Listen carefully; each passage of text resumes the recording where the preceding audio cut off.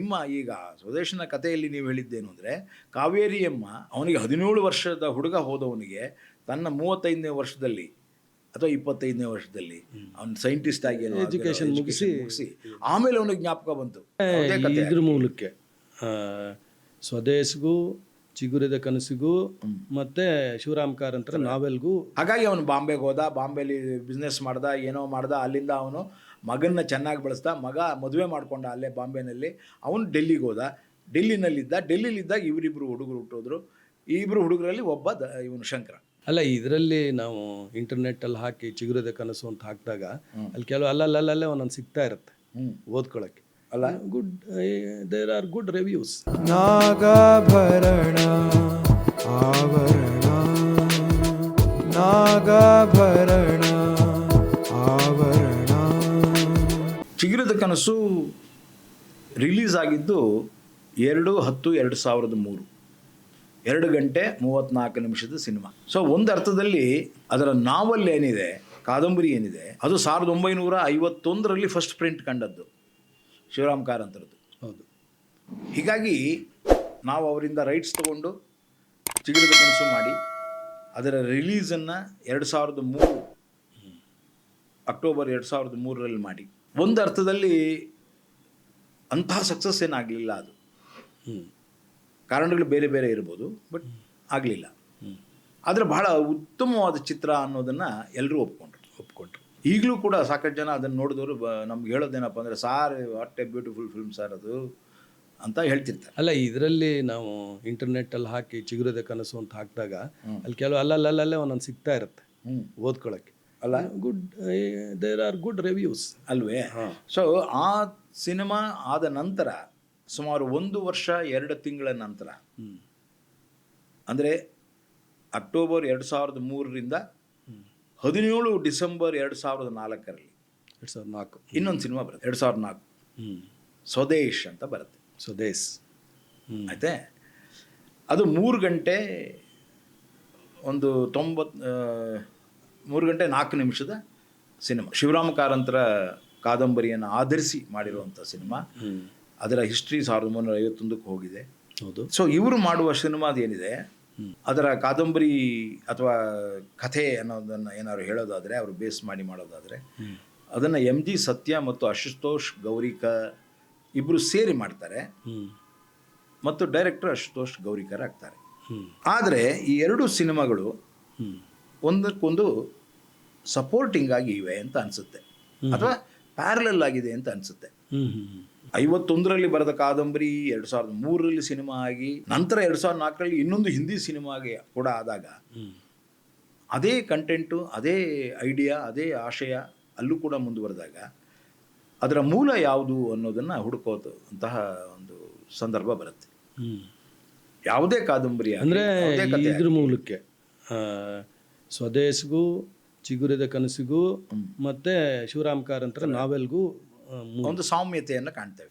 Usually ನಾವೇನು ಹೇಳ್ತೀವಿ, ಪ್ರತಿಯೊಬ್ಬನ ಲೇಖಕನ ಕೈ ಇನ್ನೊಬ್ಬ, ಅದು ಇಂಗ್ಲೀಷ್ನಲ್ಲಿದೆ, ಅದು ಹೇಳಿ ಅದು ಮತ್ತು ಅಪಾರ್ಥ ಕಲ್ಪಿಸ್ಕೋಬಾರ್ದು ಯಾರು.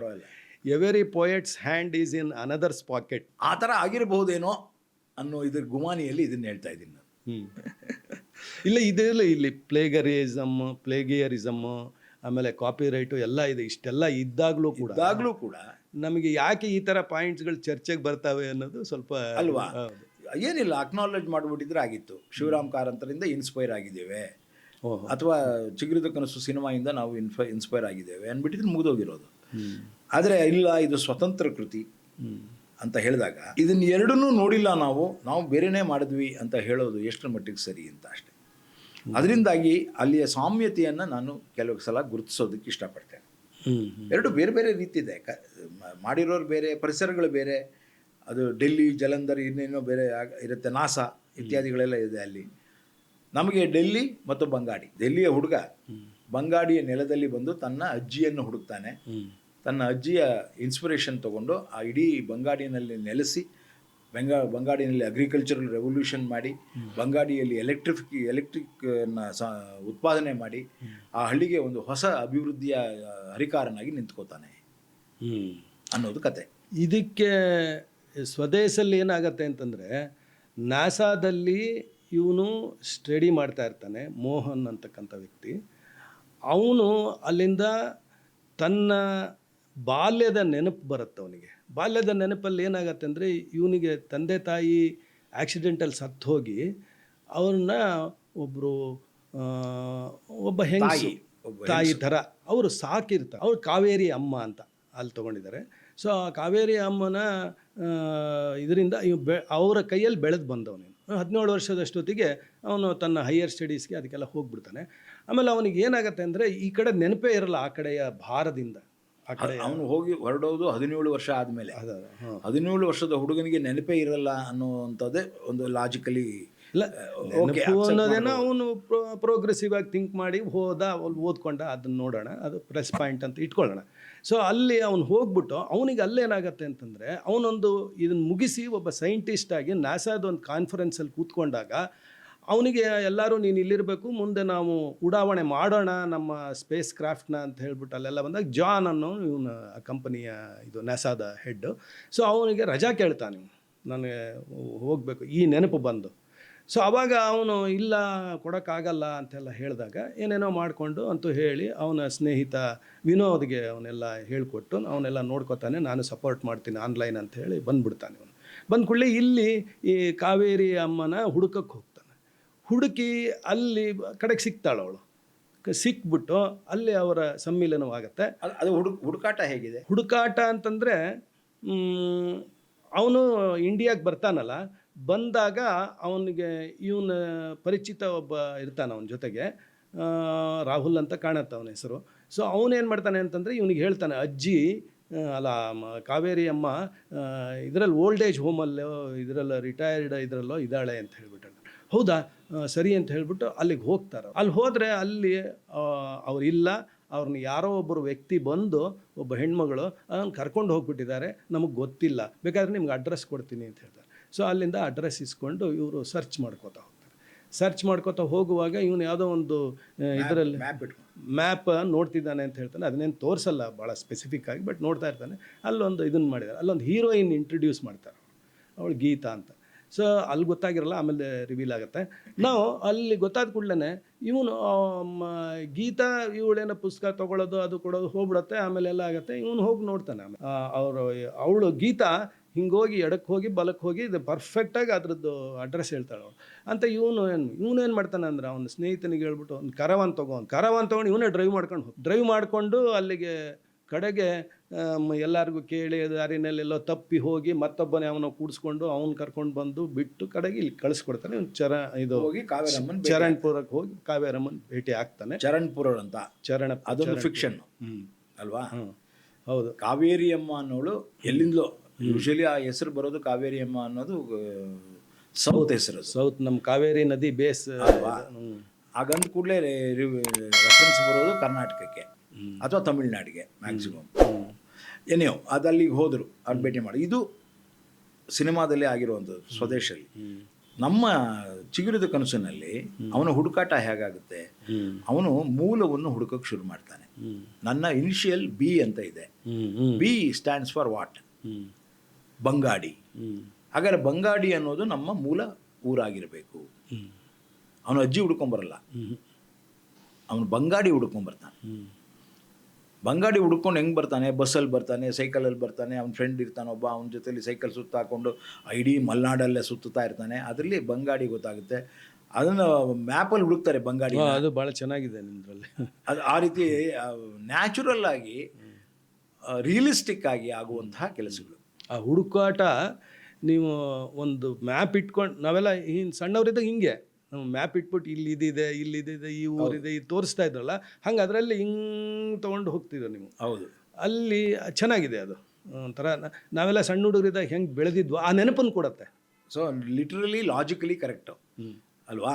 ಅಲ್ಲಿಗೆ ಬಂದವನು ಬಂಗಾಡಿಗೆ ಹೋದಾಗ ಅಲ್ಲಿ ಮೊದಲ ಬಾರಿಗೆ ಒಬ್ಬ ಅಜ್ಜಿನ ಭೇಟಿ ಮಾಡ್ತಾನೆ. ಹೌದು. ಆ ಅಜ್ಜಿ ಇವನನ್ನು ಭೇಟಿ ಮಾಡ್ತಾನೆ. ಹೌದು. ಇಬ್ಬರು ಒಬ್ರಿಗೊಬ್ಬರು ಐಡೆಂಟಿಫೈ ಮಾಡ್ಕೋತಾರೆ. ಯಾಕೆಂದ್ರೆ ಇವನಿಗೆ ಗೊತ್ತಿಲ್ಲ ಅಜ್ಜಿ ಯಾರು ಅಂತ. ಅಜ್ಜಿ ಗೊತ್ತಿಲ್ಲ ಇವನೇ ತನ್ನ ಅಣ್ಣನ ಮಗನ ಮಗ ಅಂತ ಅವಳಿಗೂ ಗೊತ್ತಿಲ್ಲ. ಅಲ್ಲೊಂದು ಸಣ್ಣ ಫ್ಲ್ಯಾಶ್ ಬ್ಯಾಕ್ ಆಗ್ತೀವಿ, ಒಂದು ಲಾಜಿಕಲ್ ಫ್ಲ್ಯಾಶ್ ಬ್ಯಾಕ್. ಅಲ್ಲ ಇವನ್ ಮುಖದ ಮೇಲೆ ದತ್ತಣ್ಣನೇ ಕಾಣ್ತಾನಲ್ಲ ಅವಳಿಗೆ ಅಲ್ವಾ? ಅವ್ನು ಮುತ್ತಯ್ಯ ಬರ್ತಾನೆ, ಅವನು ಅದನ್ನೇ ಹೇಳ್ತಾನೆ. ಅವಾಗ ಇವಳಿಗೆ ಇದು ಅಂದ್ರೆ ಅವಳು ಫ್ಲ್ಯಾಶ್ ಬ್ಯಾಕಿಗೆ ಹೋಗ್ಬಿಡ್ತಾಳೆ. ಅದು ಫ್ಲ್ಯಾಶ್ ಬ್ಯಾಕಲ್ಲಿ ಯಾಕೆ ಅಣ್ಣ, ಮೂಕಾಂಬಿಕೆಯ ಅಣ್ಣ, ಮೂಕಜ್ಜಿಯ ಅಣ್ಣ ಊರು ಬಿಟ್ಟು ಹೋದ ದತ್ತಣ್ಣ ಅನ್ನೋದನ್ನು ಆ ಕತೆ ಹೇಳುತ್ತೆ. ಹೌದು. ಹಾಗಾಗಿ ಅವನು ಬಾಂಬೆಗೆ ಹೋದ, ಬಾಂಬೆಲಿ ಬಿಸ್ನೆಸ್ ಮಾಡ್ದ, ಏನೋ ಮಾಡ್ದ, ಅಲ್ಲಿಂದ ಅವನು ಮಗನ್ನ ಚೆನ್ನಾಗಿ ಬೆಳೆಸ್ದ, ಮಗ ಮದುವೆ ಮಾಡ್ಕೊಂಡ ಅಲ್ಲೇ ಬಾಂಬೆನಲ್ಲಿ. ಅವನು ಡೆಲ್ಲಿಗೆ ಹೋದ, ಡೆಲ್ಲಿಲಿದ್ದಾಗ ಇವರಿಬ್ಬರು ಹುಡುಗರು ಹುಟ್ಟೋದ್ರು. ಈ ಇಬ್ಬರು ಹುಡುಗರಲ್ಲಿ ಒಬ್ಬ ಇವನು ಶಂಕರ. ಹೌದು. ಈ ಫ್ಯಾಮಿಲಿ ಟ್ರೀನ ನೀಟಾಗಿ ಹೇಳುತ್ತೆ. ಹೌದು.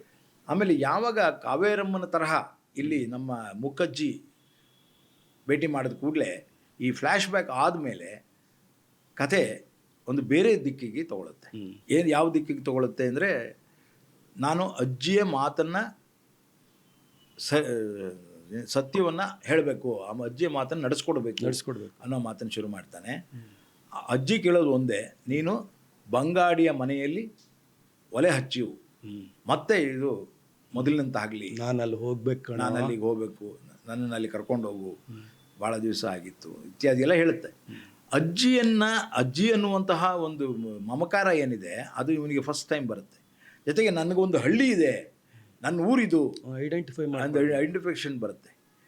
ಪ್ರತಿಯೊಬ್ಬನು ಮೂಲವನ್ನು ಹುಡುಕ್ತಾ ಇರ್ತಾನೆ. ನಮ್ಮ ಅಪ್ಪ ಯಾರು, ನಮ್ಮ ತಾತ ಯಾರು, ನಮ್ಮ ಮುತ್ತಾತ ಯಾರು, ನಮ್ಮೂರು ಯಾವುದು, ಇವೆಲ್ಲ ಇದು ಮೂಲವನ್ನು ಹುಡುಕುವ ಇದು ಕಣ್ಣೆಲ್ಲ ಒಂದು ಕಡೆಗೆ ಇವನಿಗೊಂದು ಹುಚ್ಚು ಅಂತ ಇದೆಯಲ್ಲ, ಆ ಥರ ಬಳಸಂಗೆ. ಸೊ ಇಡೀ ಇದು ಅಜ್ಜಿಯನ್ನು ಭೇಟಿ ಮಾಡುವವರೆಗೆ ಇಷ್ಟು ಕತೆ ಹೇಳಿರಿ. ನಿಮ್ಮ ಈಗ ಸ್ವದೇಶನ ಕಥೆಯಲ್ಲಿ ನೀವು ಹೇಳಿದ್ದೇನು ಅಂದರೆ, ಕಾವೇರಿಯಮ್ಮ ಅವನಿಗೆ 17 ವರ್ಷದ ಹುಡುಗ ಹೋದವನಿಗೆ ತನ್ನ 35ನೇ ವರ್ಷದಲ್ಲಿ ಅಥವಾ 25ನೇ ವರ್ಷದಲ್ಲಿ ಅವನು ಸೈಂಟಿಸ್ಟ್ ಆಗಿ ಎಜುಕೇಷನ್ ಮುಗಿಸಿ ಆಮೇಲೆ ಅವನಿಗೆ ಜ್ಞಾಪಕ ಬಂತು, ಅದಕ್ಕೆ ಹುಡ್ಕೊಂಬಂದ ತನ್ನನ್ನು ಸಾಕಿದವಳು ಕಾವೇರಿ ಅಮ್ಮ, ಅವಳನ್ನು ಭೇಟಿ ಮಾಡಬೇಕು ಅಂತ.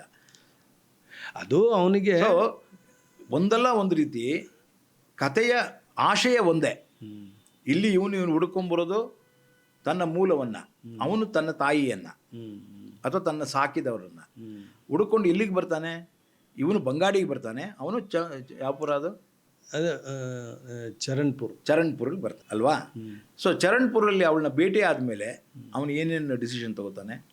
ಅಲ್ಲಿ ಅವನು ಅಜ್ಜಿನ ಅಂದರೆ ಕಾವೇರಿ ಅಮ್ಮನ ತನ್ನ ಜೊತೆ ಕರ್ಕೊಂಡು ಹೋಗಬೇಕು ಅನ್ನುವ ಇದು ಬರುತ್ತೆ. ಈ ಅವಳು ಇವನಿಗೆ ಗೀತಾ, ಅವಳು ಕೂಡ ಈ ನಿನ್ನ ಗೆಳತಿ ಅಂತ ಹೇಳ್ತಾಳು ಕಾವೇರಿ ಅಮ್ಮ. ಗೀತಾ ಯಾರು ಅಂತ ಇವನಿಗೂ ಗೊತ್ತಿರಲ್ಲ. ಅಲ್ಲೊಂದು ಸಲ ಲೈಬ್ರರಿನಲ್ಲಿ ಬುಕ್ ಸ್ಟೋರ್ನಲ್ಲಿ ಭೇಟಿ ಆಗಿರುತ್ತೆ. ಅಲ್ಲೇನೋ 50 ರೂಪಾಯಿ ಕೊಡೋದು ಅದು ಇದು ಆಗುತ್ತೆ. ಆಮೇಲಿಂದ ಅದೇನೋ ಮಾಡಿಕೊಂಡು ವಾಪಸ್ ಅವನು ಇಲ್ಲಿಗೆ ಬಂದಾಗ ಅವಳೇ ಬರ್ತಾಳೆ ಮನೆಗೆ. ಇವನು ಎಲ್ಲಿ ಕಾವೇರಿ ಅಮ್ಮನ ಮನೇಲಿ ಇಳ್ಕೊಂಡಿರ್ತಾನೆ, ಅವಳು ಕ್ಲಾಸ್ ಮುಗಿಸ್ಬಿಟ್ಟು ಅವಳು ಬರ್ತಾಳೆ. ಅವಾಗ ಇಬ್ಬರಿಗೂ ಆಶ್ಚರ್ಯ ಆಗುತ್ತೆ. ಅಲ್ಲೇನೋ ನಾನು ಅಲ್ಲ ಮಾಡಿದ್ದೆ, 50 ರೂಪಾಯಿ ಕೊಡಬೇಕಾಯ್ತು, ಅದು ಇದೆಲ್ಲ ಏನೇನೋ ಆಗುತ್ತೆ. ಅದು ಸ್ಕೂಲಲ್ಲಿ ಹೋಗಿ ಕೊಟ್ಟು ಹಳೆ ಮೆಮೊರಿಗೆ ಹೋಗ್ತಾರೆ. ಆದರೆ ಇಬ್ರು ಒಟ್ಟಿಗೆ ಬೆಳೆದಿದ್ದಾರೆ. ಅದನ್ನೇನೆ ಜಾಸ್ತಿ ತಗೊಳ್ಳಲ್ಲ. ಅವರಿಬ್ಬರ ಮಧ್ಯೆ ನಾವಿಬ್ಬರು ಸಣ್ಣ ಇದ್ದ ಹಂಗಿದ್ದು ಅವೆಲ್ಲ ಏನಿಲ್ಲ. ಈ ಕಾವೇರಿ ಅಮ್ಮ ಇಬ್ಬರಿಗೂ ಅಮ್ಮ ಆಗಿ ಆ ಥರ ತಗೊಂಡಿದ್ದಾರೆ ಅವರು. ಸೊ ಇಬ್ರಿಗೂ ಅಮ್ಮ ಆಗಿರೋದ್ರಿಂದ ಅವನು ನನಗೂ ಅಮ್ಮ, ನಿನಗೂ ಅಮ್ಮ. ಒಂದು ಹಂತದಲ್ಲಿ ಅವಳು ಹೇಳ್ತಾಳೆ, ನೀನು ಕರ್ಕೊಂಡು ಹೋಗಬೇಡ ಇವಳನ್ನು ಎಲ್ಲಿಗೂ, ನಾನು ಕರ್ಕೊಂಡೇ ಹೋಗ್ತೀನಿ ಅಂತ ನಾವು. ಸೊ ಅಲ್ಲಿ ವಾಪಸ್ ಕಾವೇರಿ ಅಮ್ಮನ್ನ ನನ್ನ ಜೊತೆ ಕರ್ಕೊಂಡು ಅಮೆರಿಕ ಕರ್ಕೊಂಡು ನನ್ನ ಜೊತೆ ಕರ್ಕೊಂಡು ಹೋಗ್ತೀನಿ ಅಂತ ಹೇಳ್ತಾ ಇರ್ತಾರೆ ಅಲ್ವಾ? ಇವಳು ಬೇಡ ಅಂತಿರ್ತಾರೆ. ಇವಳು ಬೇಡ, ನನ್ಗಮ್ಮ, ನನ್ನನ್ನು ಅನಾಥೆ ಮಾಡಬೇಡ ಅಂತ ಹೇಳೋಳು. ಇಲ್ಲಿ ನೋಡಿ, ಇಲ್ಲಿ